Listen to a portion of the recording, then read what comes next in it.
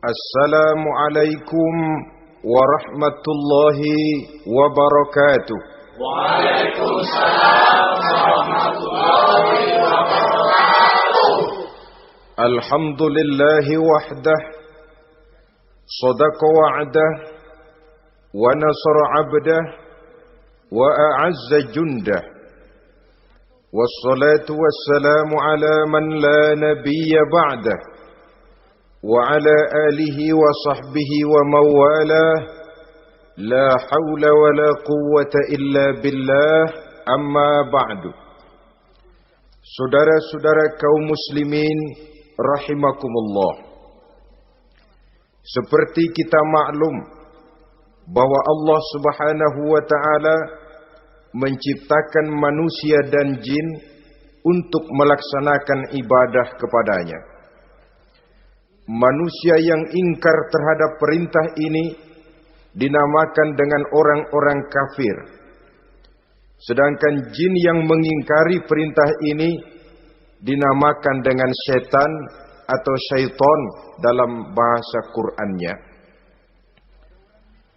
Kemudian dalam perkembangannya, jin-jin yang kafir yang dinamakan setan ini bersekongkol dan menjadi bala tentaranya iblis untuk menggelincirkan manusia dengan berbagai macam cara dan jalan dari hal-hal yang diridhoi oleh Allah Subhanahu wa taala. Adapun yang namanya iblis pada hakikatnya cuma satu saja, yaitu yang ingkar kepada perintah Allah untuk sujud kepada Nabi Adam alaihi salam. Iblis inilah kemudian yang menjadi sesepuh, raja, biang atau dedengkotnya para setan. Seluruhnya akan tunduk kepada komando iblis, akan taat dan setia kepada perintah iblis untuk mencari teman yang sebanyak-banyaknya guna menemani mereka di neraka nanti. Maka mereka pun melakukan satu proklamasi yang bisa kita baca dalam surah Al-A'raf ayat 16 dan 17, di mana iblis dengan tegas menyatakan, qala fabima aghwaytani la'aq'udanna lahum siratakal mustaqim. Wahai Allah, kata iblis, dari sebab engkau telah menghukum saya, dari sebab engkau telah mengusir saya dari surga, maka saya berjanji akan menipu, akan menggelincirkan mereka, Adam dan keturunannya, dari jalanmu yang lurus. Apa jalan yang lurus? Tidak lain Islam ini. Dengan segala cara dan jalan, iblis dan bala tentaranya akan berusaha menggelincirkan manusia dari jalan yang lurus. Caranya bagaimana? Ayat ke-17 menjawab, Tsumma la'atiyannahum min ba'di aydihim. Akan kami datangi mereka, akan kami goda mereka dari arah sebelah depan. Kalau cara itu tidak kena, wa min khalfihim, kami goda mereka dari sebelah belakang. Andai kata cara itu pun tidak mempan, wa an aymanihim, dari arah sebelah kanan. Kalaupun itu gagal, wa an syama'ilihim, kami akan datang dari arah sebelah kiri. Pendeknya dari 4 penjuru angin, iblis dan seluruh bala tentaranya yang bernama setan belum akan puas sebelum kita tergelincir dari jalan yang lurus yang diridhoi oleh Allah Subhanahu wa taala. Sebagian ahli tafsir menjelaskan bahwa jika iblis menggoda dari arah depan, yang dimaksud dari depan ini adalah dunia. Sehingga manusia menjadikan dunia sebagai tujuan akhir dari seluruh kegiatan hidupnya. Ia pergi pagi, pulang sore, peras keringat, banting tulang, tidak ada yang dikejar kecuali dunia dan cuma untuk kepentingan dunia. Dunia yang membuat orang berpaling daripada akhirat.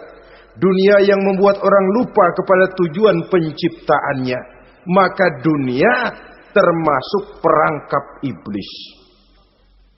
Apa isi dunia? Biasanya yang lazim itu 3 ta itu. Harta, tahta, wanita.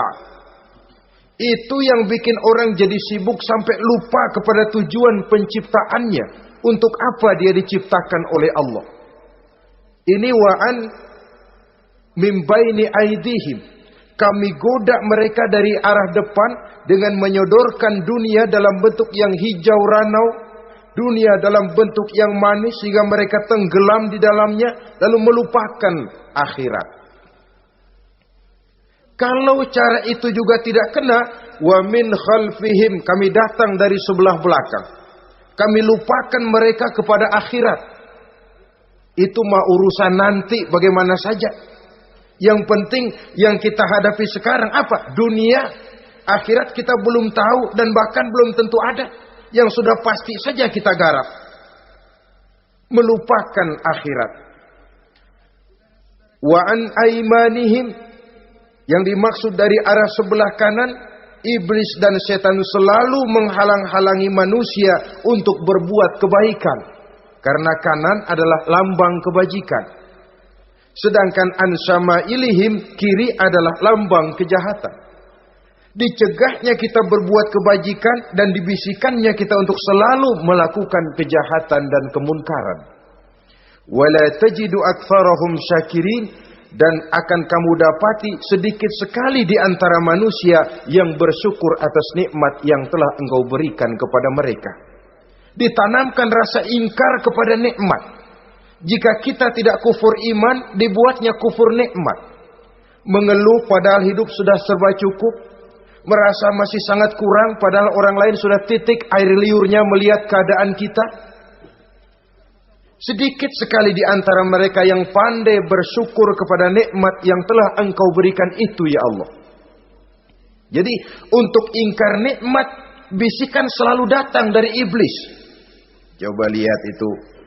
Temanmu yang tidak pernah sholat rezekinya lancar, kamu berhenti saja sholat. Yang tidak pernah ke masjid pangkatnya naik terus, udah berhenti aja ke masjid. Atau setidak-tidaknya mengeluh dalam hati, Tuhan kayaknya tidak adil, kenapa saya rajin sholat kok rezeki seret bener. Padahal pada dasarnya kalau kita mau berpikir dalam bentuk yang paling mendasar, Allah selalu memberikan yang terbaik untuk kita. Jika begini keadaan kita, inilah yang terbaik buat kita menurut pertimbangan Allah. Jika kita menuntut lebih lagi, mungkin dengan keadaan yang lebih itu kita bisa tergelincir. Dan Allah lebih tahu itu. Sebagai pencipta manusia, Allah lebih tahu tentang kemungkinan-kemungkinan yang bisa didapat dan dicapai oleh manusia.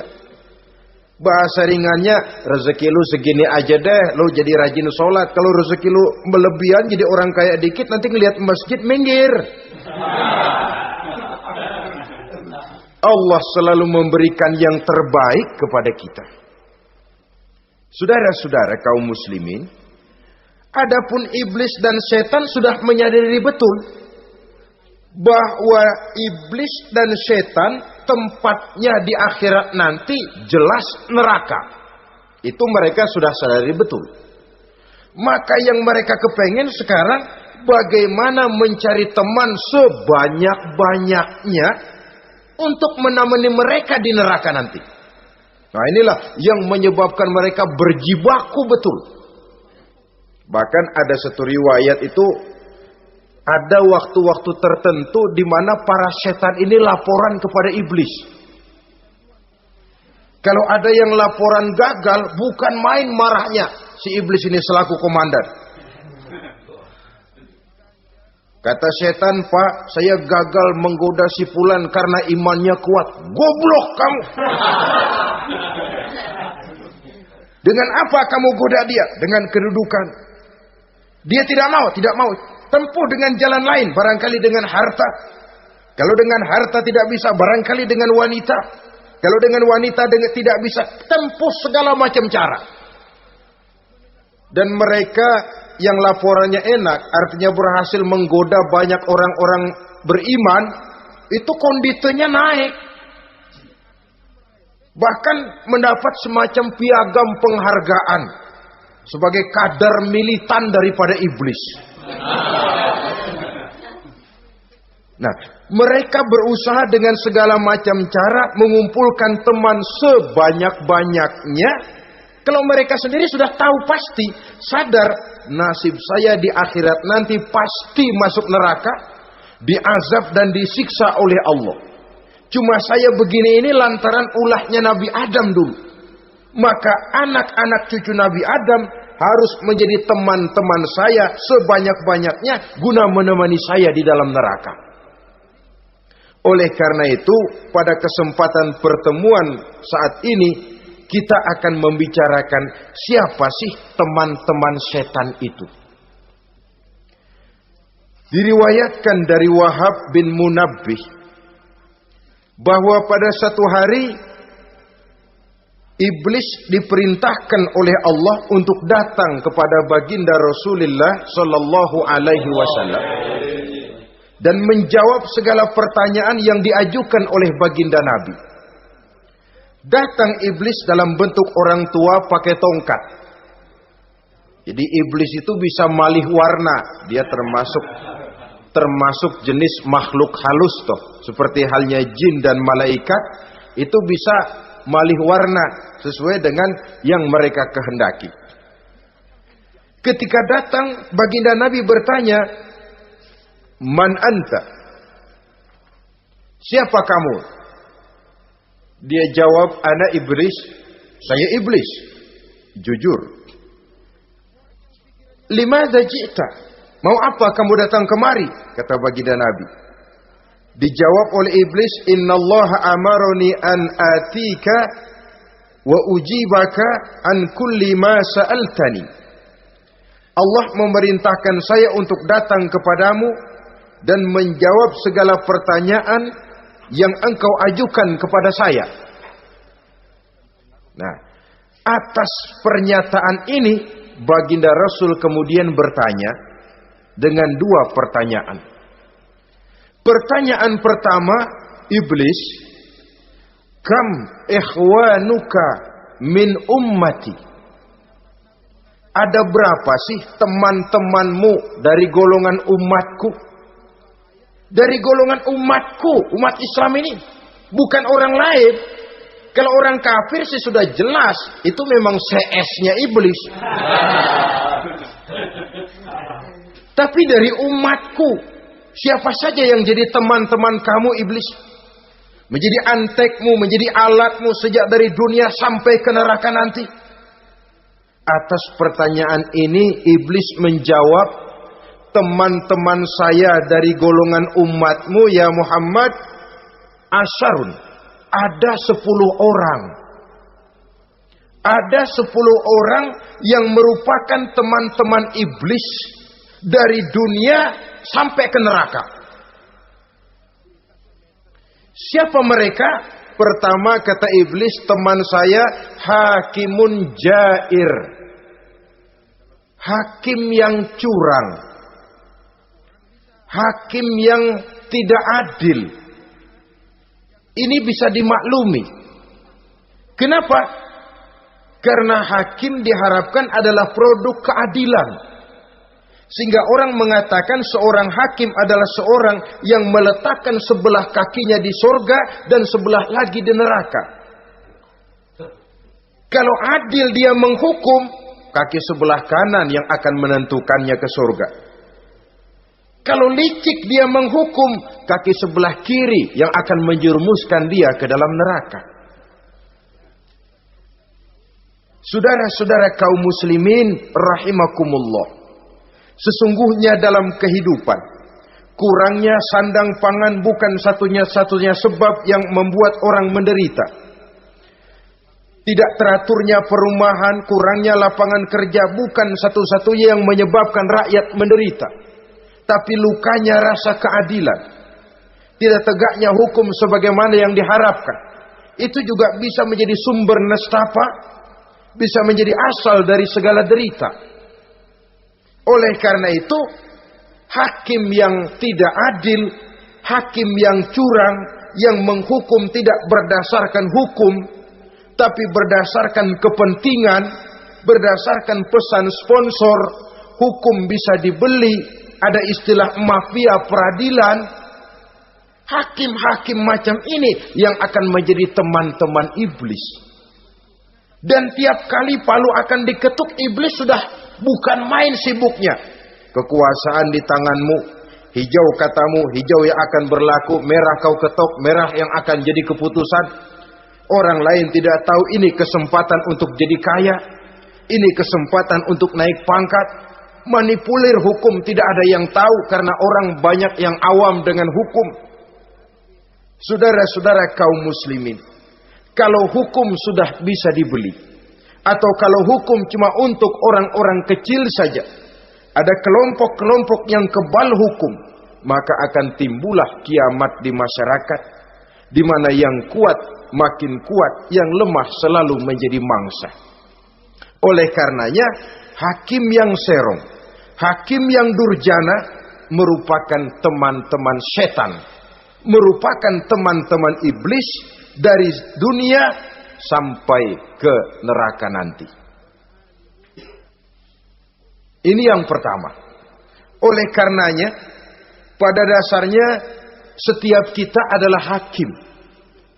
Untuk keluarga, dalam pergaulan, hendaklah adil di dalam memutuskan segala sesuatu.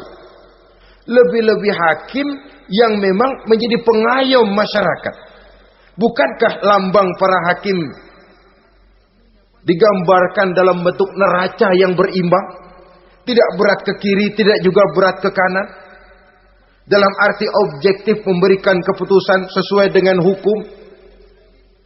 Sehingga masyarakat terlindungi. Dan hakim yang adil secara praktis adalah musuh daripada setan. Dimanapun setan dan iblis paling gak demen sama hakim yang adil. Itu merupakan musuh besar bagi setan. Yang menyalahkan yang salah, membenarkan yang benar. Walaupun yang salah orang besar, yang benar orang kecil. Dan kita memang oleh baginda Nabi diajarkan satu doa. Allahumma arinal haqqa haqqa warzuqna tiba'ah. Ya Allah, perlihatkan kepada kami bahwa yang benar itu benar. Sebab sering kita lihat yang benar jadi tidak benar. Ini memerlukan kekuatan batin yang benar, tampakkan kepada kami kebenarannya ya Allah. Sebab sekarang banyak ketidakbenaran yang dikamuflase. Banyak ketidakbenaran yang diberikan lipstick sehingga kelihatannya menjadi benar. Ini baik doa ini saya pikir dibaca oleh para hakim. Allahumma arinal haqqa haqqa. Ya Allah, perlihatkan kepada saya bahwa yang benar itu benar. Dan tidak cuma sekedar itu, warzuqnit tiba'ah, berikan kekuatan kepada saya untuk mengikuti kebenaran itu. Sebab kadang-kadang terjadi juga dia tahu yang benar itu benar, tapi tidak punya keberanian moral untuk mengatakan bahwa itu benar. Dia tahu itu barang yang hak, tapi tidak terpanggil mengikuti yang hak, tidak punya kekuatan moral untuk mengikutinya. Lalu doa ini pun disambung, wa arinal batila batilan warzuqna ijtinaba. Wahai Allah, perlihatkan kepada kami bahwa yang batil adalah batil, bahwa yang salah adalah salah, bahwa yang munkar adalah munkar. Berikan kepada kami kekuatan untuk menjauhi yang munkar, yang batil, yang zalim. Saudara-saudara kaum muslimin rahimakumullah, kita sering mencaci kaum pelacur sebagai sampah masyarakat. Tapi sadarkah kita bahwa pelacuran di bidang hukum, pelacuran di bidang intelektual, kadang-kadang pelacuran di bidang agama, dalam arti menjual ayat untuk membela yang salah dan menekan yang benar, ini juga tidak kalah bahayanya dengan prostitusi, pelacur-pelacur yang kita anggap sebagai sampah daripada kehidupan masyarakat itu. Oleh karenanya, maka hakim yang adil merupakan musuh utama daripada iblis dan setan. Mereka akan sibuk sekali kalau seorang hakim sudah berketetapan untuk melahirkan keputusan hukum yang seadil-adilnya. Ini yang pertama, teman setan adalah hakim yang nyeleweng, yang tidak adil. Yang kedua, teman saya, kata iblis, ghaniyun mutakabbir, orang kaya yang sombong. Orang kaya sombong itu teman setan. Orang miskin sombong itu lebih teman lagi tuh. Sebab ini sudah kelewatan. Kalau orang kaya sombong barangkali masih lumayan lah, memang kaya. Tapi kalau sudah miskin sombong, minta ampun. Orang kaya yang sombong adalah musuh iblis. Sebab pada hakikatnya tidak ada yang kaya dalam kehidupan ini kalau sudah bercermin kepada apa sih yang kita punya. Nabi Sulaiman karena merasa menguasai antara masyrik dan maghrib, satu hari pernah mohon izin kepada Allah. Ya Allah, saya mohon izin kepadamu untuk memberikan makan kepada seluruh makhluk-makhlukmu sekedar satu hari saja. Baik. Satu hari Nabi Sulaiman mau menjamin menanggung makannya semua makhluk. Karena merasa kaya. Baik, kata Allah. Lalu sibuklah Nabi Sulaiman mengadakan persiapan. Seluruh bala tentaranya, jin, binatang dikumpulkan, mengumpulkan makanan yang sebanyak-banyaknya, diatur di satu lapangan yang sangat luas. Sebab ini yang mau makan tentu tidak sedikit. Nah, sudah selesai persiapan, kata Allah, sudah selesai Sulaiman? Sudah ya Allah. Nah, aku mulai dari makhlukku yang paling di bawah. Ikan. Ikan Nun dipanggil oleh Allah. Rezekimu hari ini mau ditanggung Sulaiman. Naik, makan. Naik ikan ini. Sekali makan seluruh persiapan habis. Goleng kepala Nabi Sulaiman, beliau sadar lalu sujud, maha kaya engkau ya Allah. Boro-boro nanggung makanan semua makhluk hidup sehari, ikan satu nggak keurusan. Ini baru sekali makan, bagaimana nambahnya? Jadi apa sih yang kita anggap kaya ini? Maka orang kaya yang sombong pada hakikatnya kacang yang lupa akan kulitnya. Tidak ada yang kita bawa pada saat kita terlahir ke alam ini. Sebagaimana juga tidak ada yang kita bawa pada saat kita meninggalkan alam ini. Harta kita akan pindah nama. Sebab itu yang perlu kita jaga pada hakikatnya tidak lain nilai-nilai iman. Sebab ini yang akan kita bawa. Cuma ironinya, karena iman itu abstrak, bukan benda, orang yang kehilangan iman tidak pernah ribut. Sebaliknya karena harta itu materi, benda konkret, orang yang kehilangan harta cepat merasa, cepat ribut. Motor hilang, ribut. Kenapa? Motor itu benda, kelihatan. Duit hilang, ribut. Televisi hilang, ribut. Kenapa? Benda. Tapi kalau iman yang hilang, wah kelihatannya tenang-tenang saja, Pak.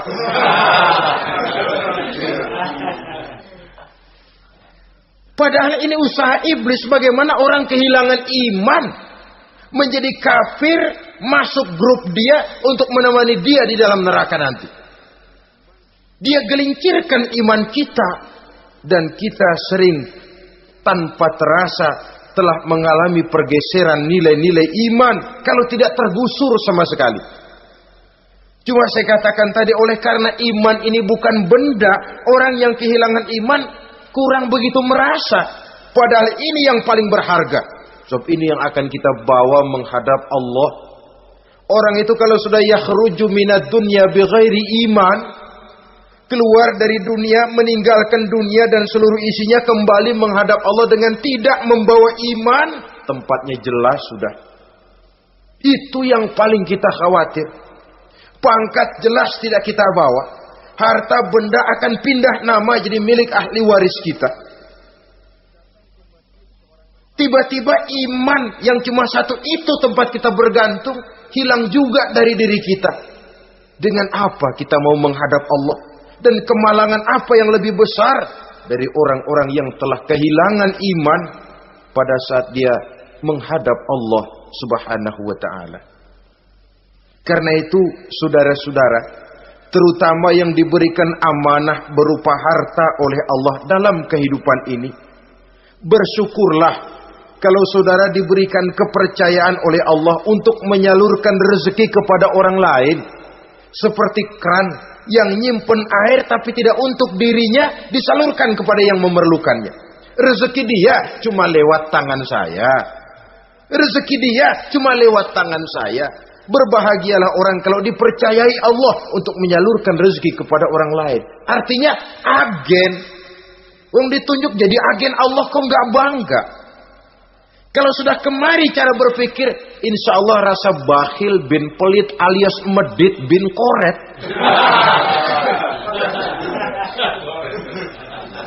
Itu insya Allah nggak ada. Kan kadang kita berpikir, yang nyari duit gue setengah mati, lu datang-datang mau minta aja pala lu. Kan itu toh kadang-kadang cara kita berpikir. Ya boleh jadi lalu terasa berat. Tapi kalau kembali kepada kesadaran, barangkali alhamdulillah rezeki dia cuma lewat tangan saya. Kalau saya nggak ngasih dia, barangkali nggak semudah ini saya dapat rezeki. Allah mudahkan rezeki saya karena saya sering membantu orang-orang yang memang memerlukannya. Andai kata saya nggak membantu mereka, belum tentu rezeki selancar ini. Tidak lalu enak aja, peras keringat gua banting tulang, pergi pagi pulang sore, lu datang-datang nada aja. Berbahagialah orang jikalau sekali lagi dia dijadikan agen oleh Allah untuk menyalurkan rezeki kepada mereka yang memang memerlukannya. Kalau tidak ke arah itu kita berpikir, yang timbul bakhil. Bakhil lalu bermegah-megah dengan hartanya, timbul kesombongan. Senang lihat orang susah, lalu dia sendiri dengan hartanya cuma to show only, pameran. Lewat di kampung, senang kalau orang melotot, lihat mobilnya yang serba mengkilap, sepatunya yang serba mahal. Senang kalau, wah, semua gaya hidupnya serba jet set, wah. Senang betul kalau melihat orang sudah serba bengong lihat keadaan dia.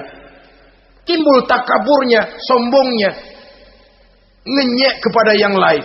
Maka orang kaya yang sombong, teman iblis, teman setan. Setan senang betul. Sebaliknya secara praktis, orang kaya yang rendah hati adalah musuh iblis. Saudara-saudara kaum muslimin rahimakumullah. Lain memang. Kalau kita diberikan ilmu, di akhirat nanti pertanyaan cuma satu, ilmumu kau amalkan untuk apa? Kalau kita diberikan umur panjang, pertanyaan akhirat satu saja. Umurmu kau habiskan di mana? Tapi kalau sudah harta diberikan kepada kita, pertanyaan akhirat dua. Min aina iktasabahu wa fima anfaqahu. Hartamu kau dapat dari mana? Kau belanjakan kemana? Depan belakang ditanya. Yang ketiga, teman iblis itu tajirun khain. Pedagang yang berkhianat. Baik kepada sesama teman pedagangnya karena ingin lebih maju dari yang lain. Terjadi persaingan yang tidak sehat di berbagai bidang bisnis. Ataupun kepada para pembelinya. Dengan mengatakan barang yang baik adalah barang yang tidak baik menjadi baik.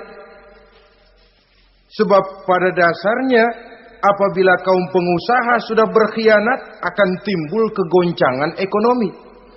Dan kegoncangan ekonomi dampaknya adalah melahirkan kelas-kelas kemiskinan. Kemiskinan merupakan satu perangkap iblis. Biasanya orang kalau udah melarat, udah dekat banget sama kafir. Kalau tidak dilatar belakangi oleh nilai iman yang kuat. Udah melarat, udah dekat benar dah sama kafir. Apalagi iblis ini menggodanya pandai dia. Kepada orang miskin dia datang dengan bujukan materi. Kepada yang cukup hartanya dia datang dengan bisikan lain. Pendeknya iblis dan setan itu ibarat tukang joget, dia ngerti betul irama kendang.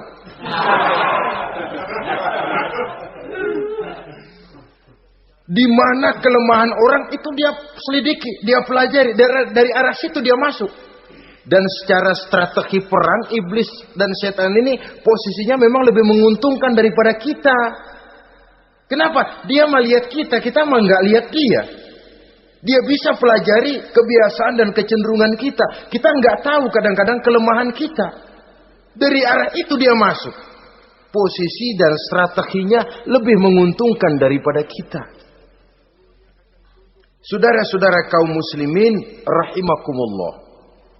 Bila ekonomi sudah goncang, terjadi penimbunan barang, terjadi spekulasi harga, timbullah kegoncangan sosial. Dan dikala itu setan dan iblis pesta. Dia merasa perangkapnya berhasil. Persaingan-persaingan yang tidak jujur, yang pada dasarnya akhirnya bukan cuma merusak sistem ekonomi, tapi juga mempengaruhi hasil kerjaan. Dalam tender-tender usaha-usaha besar misalnya, oleh karena mengajar supaya dia yang mendapat proyek, dia tidak segan sogok sini, suap sana, semir sana, usap sini. Tinggal untungnya sedikit dan dia harus dapat untung besar. Akhirnya apa? Proyek yang dikerjakan cuma asal sekedar jadi. Tidak seperti standar yang ditetapkan lagi. Juga tidak merupakan kesalahan yang sepenuhnya harus dibebankan kepada dia. Kesalahan yang merupakan siklus. Mata rantai, sudah lingkaran setan. Itulah sebabnya sering saya ungkapkan kalau manusia sudah jadi teman setan, lebih buas daripada bajing. Karena bajing cuma makan kelapa, tapi bajingan udah apa saja dimakan. Sudah jadi teman-teman iblis, tidak ngerti halal haram, hak dan batil. Ini kepentingan pribadi apa kepentingan orang banyak, yang penting sikat saja. Jadi yang ketiga ini targetnya memang kekacauan ekonomi. Yang kemelaratan, kemiskinan merupakan tangga untuk sampai kepada kekafiran. Dan iblis tahu betul itu.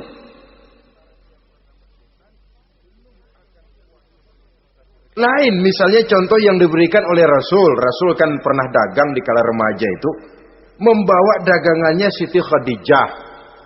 Kain. Beliau dagang kain. Berapa kain ini? Oh, kalau ini saya ambil dari Ibu Khadijah 25 rupiah. Saudara mau beli saya berapa terserah asal saya ada untungnya. Dan kalau modalnya 25, betul-betul beliau bilang 25. Jujur. Kita kan enggak, udah bohong campur sumpah lagi.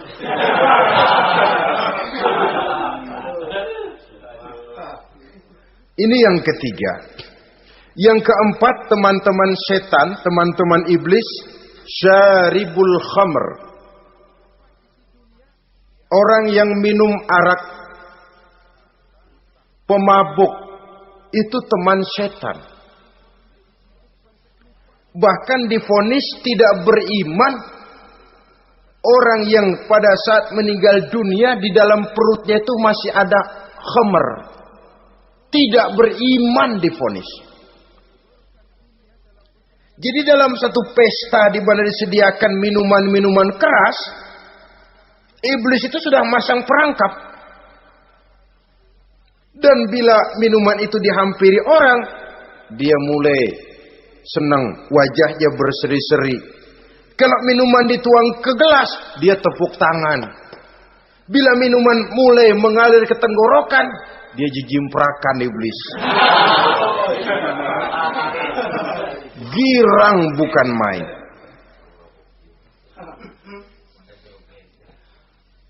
Saudara-saudara kaum muslimin rahimakumullah. Kenapa pemabuk merupakan teman setan? Karena dalam keadaan mabuk, orang kehilangan daya kontrol. Perbuatannya nyaris tidak terkontrol lagi. Tidak ada rahasia, tidak ada harga diri, tidak ada sifat memelihara, dan itu ciri-ciri daripada iblis. Syaribul khamr, orang yang suka meminum minuman keras. Itulah sebabnya memang dalam hidup ini kita harus punya filter.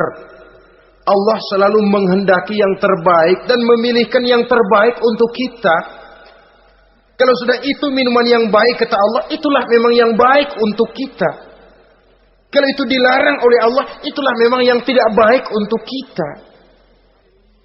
Jadi kalau sudah qat'i dalilnya, gak usah buang energi menyelidiki apa manfaatnya. Kalau sudah qat'i dilarang, gak usah buang energi menyelidiki apa bahayanya khamr. Allah tidak akan melarang sesuatu yang mengandung manfaat. Yang dilarang Allah tentu yang membawa mudarat dan bahaya di dalam kehidupan. Bukankah sekarang ini minuman keras sudah merupakan penghias pesta? Merupakan kebanggaan di kalangan remaja? Termasuk dalam kata khamr ini ya morfin, ganja, narkotik, dan yang sejenis dengan itu. Orang sudah merasa bangga kalau sudah fly to the sky. Membumbung ke angkasa katanya dunia ini luas. Lupa segala macam persoalan. Tapi sampai kapan? Sampai kapan orang merasa membumbung? Sampai kapan orang merasa bisa meninggalkan segala persoalan? Sampai mabuknya selesai? Ya kalau gitu mabuk aja terus. Lalu apa artinya kehidupan ini? Mabuk kan gak ngerugiin orang lain. Kalau saya nyolong kan ngerugiin orang lain. Kalau saya korupsi ngerugiin orang lain. Kalau saya zina jelas ada orang lain yang dirugikan. Tapi minum khamar, siapa yang rugi? Uang-uang saya. Saya beli dengan uang saya, yang minum pun saya. Siapa yang rugi? Saudara, ini pemikiran sepihak namanya. Pertama jelas merugikan diri sendiri. Kesehatan terganggu, pertumbuhan IQ, ya, daya pikir jadi jumud bin beku. Tidak ada idealisme ke arah depan. Yang ada ya, yang dipikirkan ya, yang di depan hidungnya saja. Dan konon itu pada mulanya memang orang kan sifatnya cuma ingin tahu. Nyobain ketagihan. Ya kalau orang tuanya masuk golongan have, mampu. Kalau orang tuanya termasuk ekonomi lemah. Sedangkan kecanduan hal yang tidak bisa ditangguhkan. Orang yang sudah kecanduan minuman keras, sekali dia tidak minum, sudah bukan main rasanya. Orang yang sudah biasa minum ganja, morfin, narkotik, satu kali dia tidak bertemu itu, sudah nggak keruan rasa. Orang tuanya tidak mampu, kenapa lalu nggak ngelamun yang negatif? Ya kalau dia keluarga have, orang tuanya masih ngelarang, dia bisa jual hal lain di rumahnya yang ada harganya. Tip deka itu, video kah itu, mobil kah digade dulu. Kalau di kampung, anak-anak muda yang menengah ke bawah, kenapa enggak ayam orang disamber? Terjadilah perbuatan negatif yang akhirnya merembet kepada merugikan orang lain.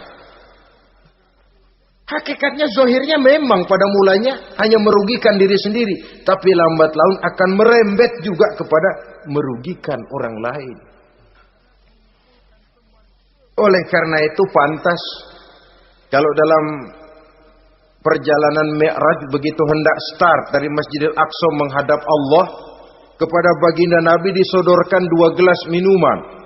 Segelas susu dan segelas arak. Muhammad, kau ambil salah satu minuman itu, kau minum. Mantap. Nabi mengambil gelas yang isinya susu lalu beliau minum. Selesai minum kata Jibril, "Shaddaqta ya Muhammad, laqad asabtal haq." Kamu benar Muhammad, pilihanmu tepat. Kenapa? Untung saja susu yang kamu minum. Kalau arak yang kamu ambil, kamu pilih dan kamu minum, pasti umatmu bakal pada jadi umat teler semua nanti. Nabi milih susu saja umatnya masih banyak yang teler. Apalagi kalau beliau memilih khamr waktu itu. Tapi ini sekedar simbol bahwa begitulah kita dalam hidup.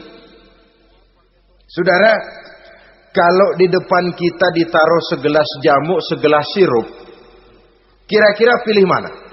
Jamu. Sirup apa jamu? Jamu.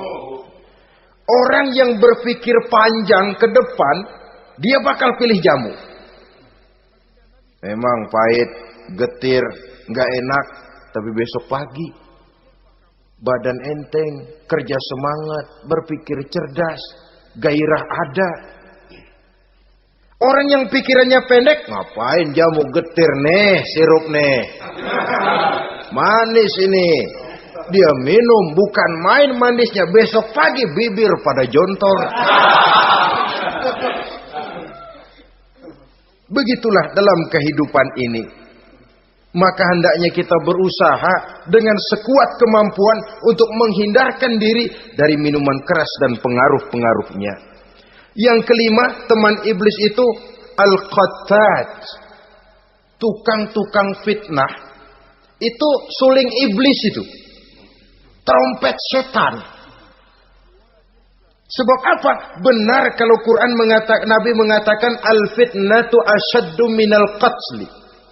Fitnah lebih bahaya dari pembunuhan. Sebab apa? Pembunuhan membunuh orang secara langsung. Fitnah membunuh orang pelan-pelan. Kalau mati mendingan cepat daripada pelan-pelan. Pelan-pelan mati, cepat mati enakan cepat, nggak ngerasain sakit. Fitnah membunuh orang pelan-pelan. Nama baik orang hancur, dicoreng-moreng di tengah masyarakat. Maka tukang-tukang fitnah, teman-teman setan dari dunia sampai ke neraka nanti. Karena fitnah lebih bahaya daripada pembunuhan. Mengada-ada yang tidak ada diada-adakan, fitnah. Melebih-lebih, berita semeter jadi 3 meter, yang 2 meter. Ya kalau positif, kalau negatif, fitnah. Memang orang bilang kalau kita nitip duit jangan harap lebih, kurang bisa. Tapi kalau nitip omongan jangan harap kurang, pas saja sudah untung itu. Biasanya lebih, namanya omongan. 1 meter jadi 2 meter, 2 meter jadi 3 meter. Itu sifat dari yang namanya omongan. Kita kirim uang, udah gak bakalan lebih dah. Ini nitip uang sama saya 50.000, tambahin 10.000, langka yang berpikir begitu. Kurang malah bisa. Enak aja nitip, gua kan kemarin pakai ongkos. Hitung transport misalnya. Tapi kalau sudah nitip omongan, pas saja sudah untung loh. Biasanya malah lebih. Fitnah pernah melanda Nabi Zakaria. Fitnah pernah melanda Habil dan Qabil.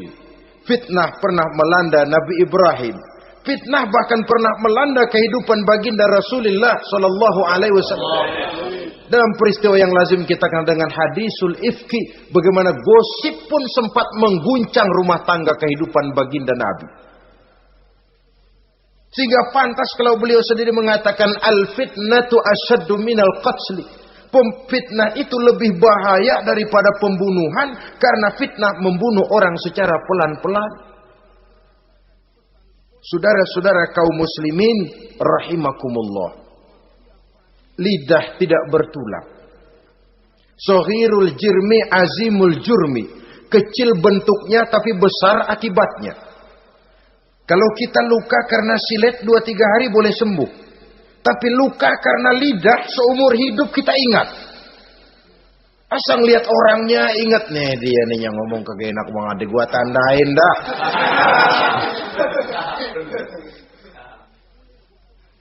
Itulah sebabnya pepatah bilang salamatul insan fi hifzil lisan. Orang akan selamat jikalau dia pandai menjaga lidahnya. Saudara-saudara kaum muslimin, yang keenam, teman setan sahibur riya, orang yang riya, beramal cuma to show only, supaya ingin dipuji orang, ingin dilihat orang, riya namanya. Tidak ada ikhlas. Sebab kata Imam Ghazali, an-nasu kulluhum niyamun illal alimun wal alimuna,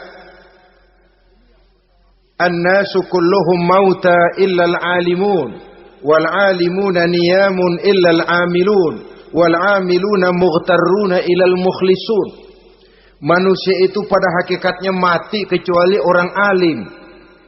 Orang alim sekalipun hidup hakikatnya adalah tidur kecuali orang yang mengamalkan ilmunya. Dan orang yang mengamalkan ilmunya banyak yang tertipu kecuali orang yang ikhlas. Tepat ini fatwa Imam Ghazali. Manusia hakikatnya tidur kecuali orang yang alim. Orang yang alim walaupun hidup tapi tidur. Hidup tidur, ya nggak bisa berbuat banyak kecuali orang yang mengamalkan ilmunya. Dan orang yang mengamalkan ilmunya banyak yang tertipu kecuali yang ikhlas.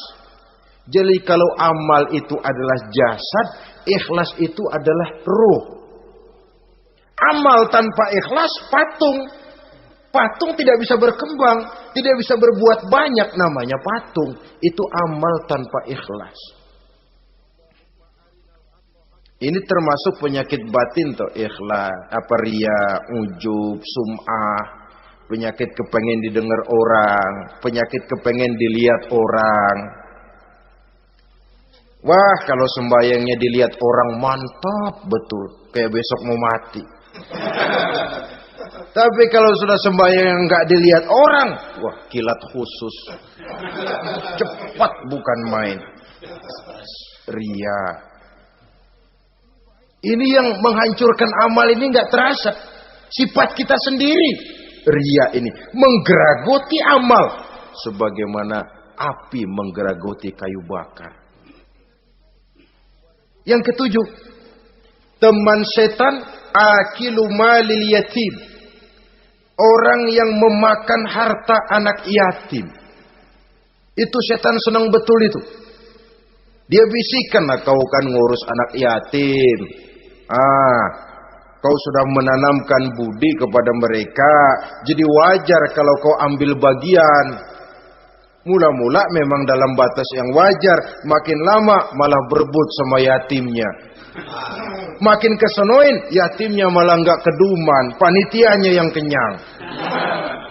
Akilu malil yatim, orang yang memakan harta anak yatim secara zalim, ini merupakan teman setan. Sebaliknya, orang yang melindungi anak yatim, kata Nabi, seperti dua jari ini dengan aku di akhirat nanti. Dekat derajatnya dengan Rasul. Yang kedelapan, teman setan al-mutahawinu bis shalah, orang yang nganggap enteng sholat, ngenteng-ngentengin sholat. Nanti aja dah, kalau udah tua-tuaan, bayang mah gampang, saban sari ada. Kalau ini nih tinju jarang-jarang. Al-mutahawin, ngenteng-ngentengin. Pada dasarnya agama itu mudah. Jangan dipersulit, tapi juga jangan dipermudah. Agama itu tidak berat. Jangan diberat-beratin, tapi juga jangan dienteng-entengin. So yang enteng kalau kita entengin akhirnya menganggap remeh. Mulanya memang sedikit, makin lama makin banyak, makin lama makin banyak, makin bertumpuk. Apalagi kalau sadar kita sholat adalah tiang daripada agama. Bagaimana rumah akan tegak tanpa tiang yang kuat? Bagaimana agama akan tegak dalam diri seseorang kalau sholatnya dia enteng-entengi? Jangankan yang sunnah, yang wajib saja. Kadang-kadang tutup lubang gali lubang. Padahal itu merupakan tiang pokok. Rumah itu untuk kuat harus ada tiang-tiang tambahan. Tiang tambahan ini ya nawafil, ya rawatib, solat-solat sunnah itu. Itu untuk menjaga stabilitas temperatur batin kita kepada Allah. Al-mutahawinu bis-shalah. Jadi kalau sudah masuk waktu, beduk misalnya berbunyi, azan berkumandang, iblis mulai menyebar bala tentaranya. Pasukan, siap.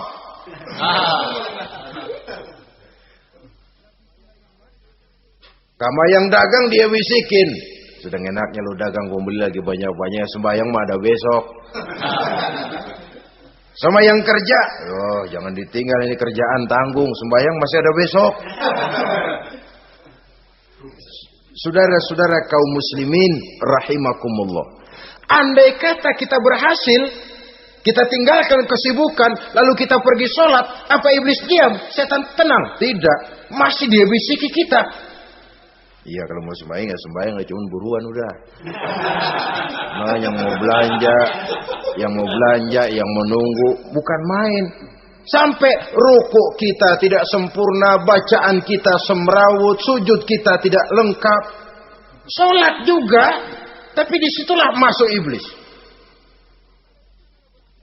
Atau kalau itu kita berhasil cegah, rukuk tertib, ada tumak ninah, sujud bagus, iblis masuk lagi.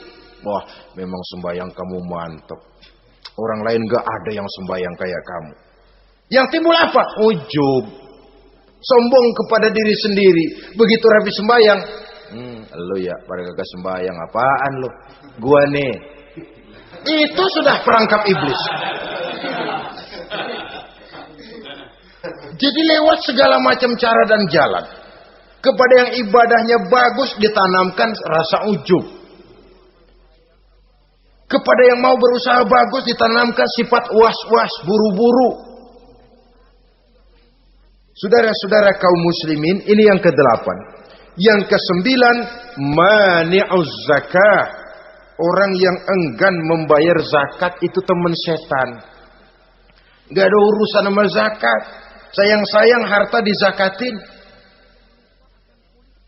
Saudara-saudara, padahal zakat itu kata Nabi, zakku amwalakum biz zakat. Bersihkan hartamu dengan zakat. Jadi barangkali bercampur harta itu dengan sedikit yang tidak baik, bercampur dengan yang kotor. Zakat itu membersihkan yang lain. Kita misalnya dalam satu kelas punya murid 40 orang, 42 orang. Ada 2 orang yang bandel, nggak ketulungan. Sudah segala macam cara kita perbaiki, nggak juga berhasil. Ini kan kalau nggak diatasi kan mempengaruhi yang teman-teman yang 40 orang. Untuk menyelamatkan yang 40 ini, nggak apa-apa yang 2 keluarin. Bikin pemecatan. Anak saudara kami sudah tidak sanggup lagi mengajar. Dengan ini kami berhentikan dari sekolah yang kami pimpin untuk menyelamatkan teman-teman yang lebih banyak. Mengeluarkan yang 2 untuk menyelamatkan yang 40. So kalau tidak ini nanti ngerembet, yang 40 ngikut jadi ngeres. Itu juga harta. Zakat untuk membersihkan yang masih tersisa. Yang terakhir yang ke-10, teman setan, musuh, teman iblis, man yutilul amal. Orang yang terlalu panjang angan-angan. Penghitung bintang di langit. Yang hidup cuma ngitung jikalau. Wiridannya cuma jikalau.